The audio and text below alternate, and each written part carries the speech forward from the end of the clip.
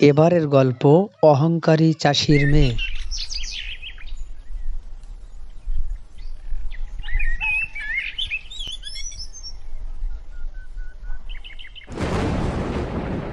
এই যে শুনছো, এদিকে একটু এসো না। এ মা, তুমি কে গো? এমন ভূতের মতো চেহারা কেন তোমার? দেখলেই তো ভয় লাগে। যা বলার দূর থেকে বলো, কাছে যেতে পারবো না। এমন করছো কেন? অসুন্দর বলে কি আমি মানুষ নই? তুমি জানো আমি আগে কত রূপবতী ছিলাম। মিথ্যে কথা বলার জায়গা পাও না? যে বিশ্রী চেহারা তোমার! আর তুমি নাকি আগে রূপবতী ছিলে? সত্যি বলছি, তুমি আমার গল্প শুনবে, তাহলে সব জানতে পারবে। আচ্ছা আচ্ছা, কি গল্প তোমার শুনি? আর আমাকে ডাকলেই বা কেন? সব বলছি, শোনো। মা স্বপ্না, একটু বাইরে আয় তো। কি হয়েছে বাবা, এত ডাকছো কেন? তুমি জানো না এখন আমার রূপচর্চার সময়? আহা, আমার মা এমনিতেই ভুবন সুন্দরী, এত রূপচর্চা না করলেও হবে। বোকার মতো কথা বলো না তো বাবা। আমি এই গ্রামের সবচেয়ে সুন্দরী হতে চাই, আর তার জন্য রূপচর্চা করতেই হবে। কিন্তু কেন রে মা? বাবা, তুমি যে এত বোকা। আমি যদি গ্রামের সবচেয়ে সুন্দরী হই, তবেই তো রাজকুমারের চোখ আমার দিকে পড়বে। কি, রাজকুমার? তুই রাজকুমারের সাথে বিয়ের স্বপ্ন দেখিস? অবশ্যই, আমার যে রূপ, রাজার ছেলে আমার ছেলে আর কাকে বিয়ে করবে?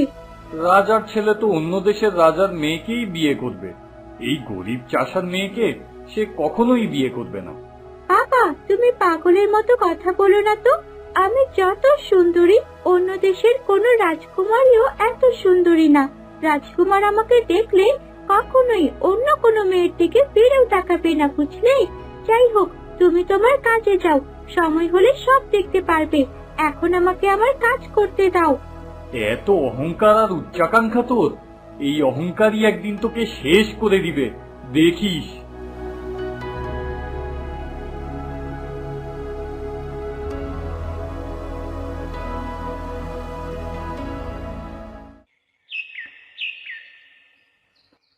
আহা, কি সুন্দর দেখতে আমায়। আমার মতো সুন্দর এই পৃথিবীতে আর একজনও নেই। বাবাজি কি বলে না, রাজকুমার আমাকে দেখলে কখনোই অন্য কাউকে বিয়ে করবে না। চাই এখন রূপচর্চাটা করে নেই, রাজকুমারের সাথে দেখা হওয়ার আগে আরো সুন্দর করে নিজেকে সাজিয়ে নিতে হবে।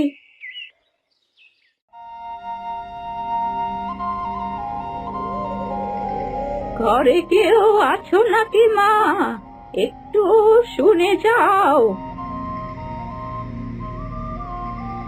কে তুমি? এত ডাকাডাকি করছো কেন? বেশ একটু আরামে ঘুমিয়েছিলাম। মা গো, ঝড় উঠেছে। আমার বাড়ি এখান থেকে অনেক দূর। আমায় একটু থাকতে দেবে মা? কিছুক্ষণের জন্যই থাকবো। ঝড় থামলেই আমি উঠে চলে যাব। ঠিক আছে ঠিক আছে, এই বারান্দায় বসে থাকো, আমি ঘরে গেলাম। ঝড় থামলে নিজেই চলে যেও। এখন তোমার জন্য আমি ঘরের দোর খুলে রেখে ঘুম নষ্ট করতে পারবো না। আচ্ছা মা, আমি এখানেই বসছি।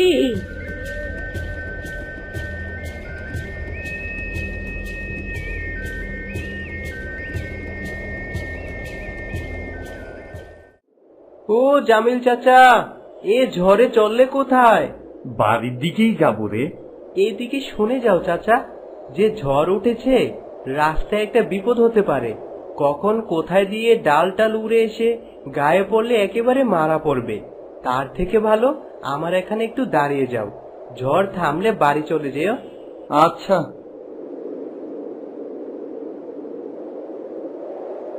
ডাক দিয়ে ভালোই করেছিস, আমার তো মাথাতেই আসেনি একটু দাঁড়াবার কথা।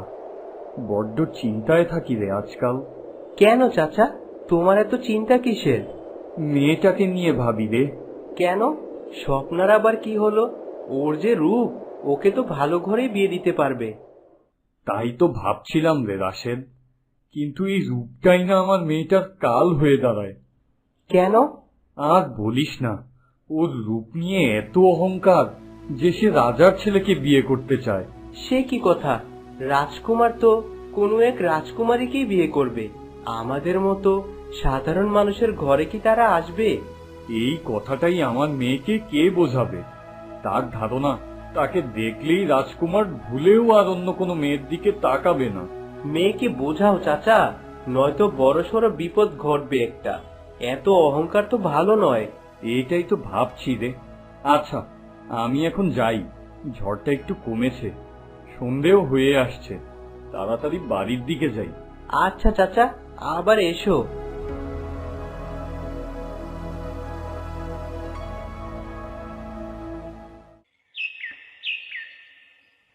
কিরে স্বপ্না, কি করছিস মা? দেখতে পাচ্ছ না বাবা, মুখে রূপচর্চার জিনিস মাখছি। অত প্রশ্ন করো কেন? এত ছাইপাশ মাখিস না মা, তোর চেহারাটা তো এমনিই খুব সুন্দর। এসব মাখতে মাখতে তোর চেহারাটা না আবার নষ্ট হয়ে যায়। তোমার কথা শুনতে ভালো লাগছে না বাবা। যাও, খাবার রাখা আছে, খেয়ে দিয়ে ঘুমিয়ে পড়ো।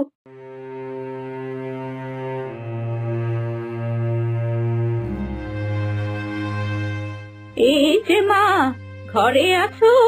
একটু বাইরে এসো না। এই বুড়ি, তুমি আবার এসেছো? আজ তো ঝড় নেই, আজ আবার কে চাই? কাল তুমি আমার অনেক উপকার করেছো, তাই তোমায় একটা উপহার দিতে এলাম। এই নাও, এই ফলটা রাখো, আমার গাছের ফল, বড্ড মিষ্টি খেতে। এই বুড়ি বলে কি, কদিন পর আমি হব রানী, আর তুই আমাকে একটা ফল দিচ্ছিস? তোমার সাথে রাজকুমারের বিয়ে ঠিক হয়েছে? না, তা হয়নি। তবে আমার যে রূপ, রাজকুমার দেখলেই আমার সাথে বিয়ে করে ফেলবে। রূপের দেমাকে তুমি অন্ধ হয়ে গেছো। অহংকারে মানুষকে মানুষ মনে করো না, এটা কিন্তু ঠিক না মা। এই বুড়ি, যা তো, চালাস না। অত কথা শুনে কাজ নেই আমার, বেরো বাড়ি থেকে। আমি চলে যাচ্ছি, তবে তোমাকে পস্তাতে হবে এর জন্য। হ্যাঁ হ্যাঁ, ঠিক আছে ঠিক আছে, সে আমি দেখে নেব ক্ষণ।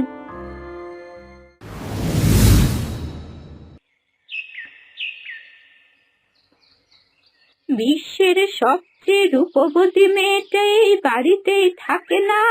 কোথায় সে? বের হও দেখি। তুমি কি করে জানলে আমি এই বাড়িতে থাকি? তোমার রূপের প্রশংসা চারিদিকে, তোমায় খুঁজে পেতে কি আর দেরি হতে পারে আমার? সত্যি বলছো? আমার রূপ নিয়ে এত প্রশংসা চারদিকে? নয়তো আর বলছি কি, এই প্রশংসা তো রাজকুমারের কান পর্যন্ত চলে গেছে। সেই তো আমাকে পাঠালো তোমায় খুঁজতে। তাই নাকি? বাবা আবার এসব কথা বিশ্বাসই করতো না, এখন সব সত্যি হলো তো? তবে রাজকুমারের কাছে তোমাকে নিয়ে যাওয়ার আগে একটা কথা আছে। কি কথা? আমার কাছে একটা মুখের মাখার ওষুধ আছে, বুঝলে? তা তুমি যতটা সুন্দর, ওই ওষুধ মাখলে তুমি আরো সুন্দরী হয়ে উঠবে, আর তোমার এই সৌন্দর্য চিরকাল থাকবে। সত্যি বলছো? কই দেখি, ওষুধটা দাও আমায় তাড়াতাড়ি। এই নাও, রাতে ঘুমানোর আগে মেখে ঘুমোবে। সকালে উঠে মুখ ধুয়ে ফেললে দেখবে তুমি আরো কত সুন্দরী হয়ে গেছো।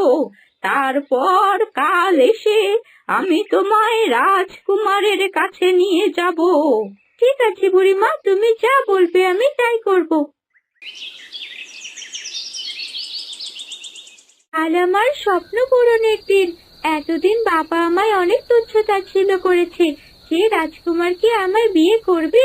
কাল রাজকুমারের সাথেই আমার দেখা হবে, আর তারপরে সব ঠিক হয়ে যাবে।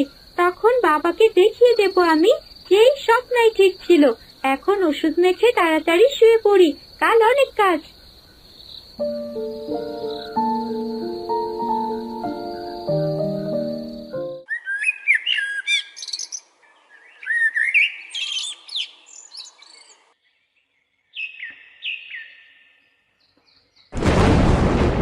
হায় সর্বনাশ!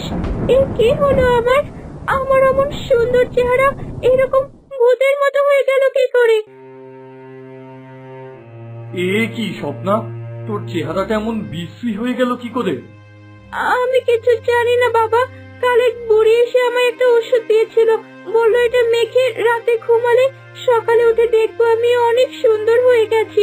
সে আমাকে রাজকুমারের কাছেও আজ নিয়ে যাবে বলেছিল। দেখলি তো, তোকে আমি বারবার বারণ করলাম, এত অহংকার ভালো না। তোর মতো সুন্দরী আরো অনেক আছে, কিন্তু কেউই তোর মতো অহংকার করে না। আজ অহংকার করেই তোর এই অবস্থা হলো। বাবা, এখন আমি কি করব? আমি জানি না কিছু, তোর যা ভালো লাগে তাই কর।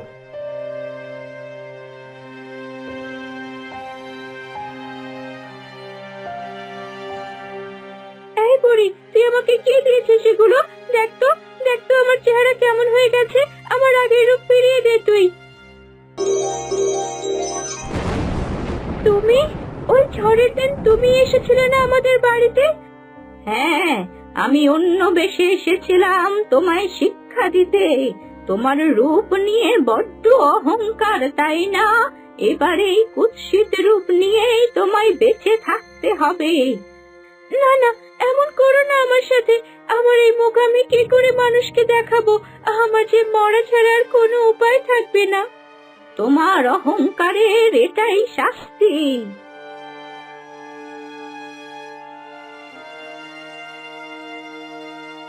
হায় সর্বনাশ, এই ছিল আমার কপালে। এত সুন্দর চেহারা আমার আজ কেমন পোড়া কয়লার মতো হয়ে গেছে। না না, এই চেহারা আমি কাউকে দেখাতে পারবো না।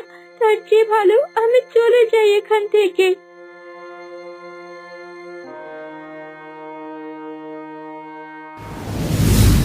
ও, তার মানে তুমি স্বপ্না? হ্যাঁ, কিন্তু তুমি কিভাবে চেনো আমায়? আমি এই গ্রামেরই মানুষ। তুমি তো অহংকারে গ্রামের কারো সাথে কথা বলতে না, তাই আমাকে চেনো না। তোমার বাবা জামিল চাচা আমায় চেনেন, তিনি বড্ড ভালো মানুষ। তুমি যাওয়ার পর থেকে মানুষটা নাওয়া খাওয়া একদম ছেড়ে দিয়েছে। কি বলছো? হ্যাঁ, যাই হোক, তোমার ভুল ভেঙেছে, এটাই অনেক। চলো তোমায় বাড়ি নিয়ে যাই। তোমার বাবা তোমায় না পেলে যে মরেই যাবে। আমার ঢের শিক্ষা হয়েছে, আমাকে আমার বাবার কাছে নিয়ে চলো, এক্ষুনি যাব আমি।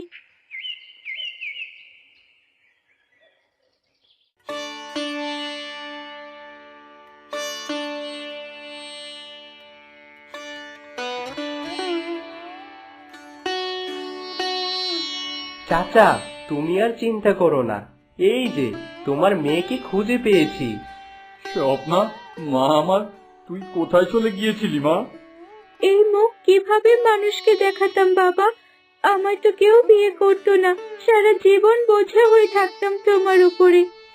মা রে, মেয়েরা কখনোই বাবার উপর বোঝা হয়ে থাকে না। তোকে কেউ বিয়ে না করুক তাতে আমার কিচ্ছু যায় আসে না, তুই আমার কাছে চিরকাল থাকবি। জামিল চাচা, স্বপ্না তার ভুল বুঝতে পেরেছে, আর যদি আপনি রাজি থাকেন তাহলে আমি ওকে বিয়ে করতে চাই। কি বলছো রাশেদ, তুমি আমার এই কুৎসিত মেয়েকে ঘরে তুলবে? হ্যাঁ চাচা, ওর চেহারা কুৎসিত হলেও ওর মন এখন সুন্দর হয়ে গেছে, তাই আমি ওকে বিয়ে করতে চাই।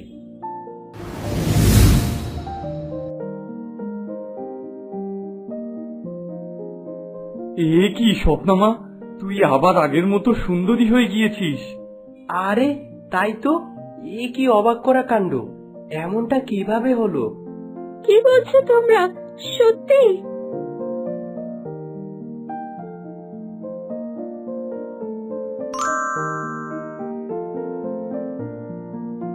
তোমার রূপ আমি ফিরিয়ে দিলাম স্বপ্না, কারণ তুমি আর অহংকারী নেই। এখন তুমি রাশেদের সাথে সুখের সংসার করো, আর কখনোই অহংকার করবে না, ভালো মানুষ হবে। আমার অনেক শিক্ষা হয়েছে বুড়িমা, আমি আর ভুলেও কখনো অহংকার করব না। এই প্রতিজ্ঞা করলাম তোমায়, একজন ভালো মানুষ হিসেবে জীবন পার করব। ঠিক আছে, ভালো থেকো স্বপ্না।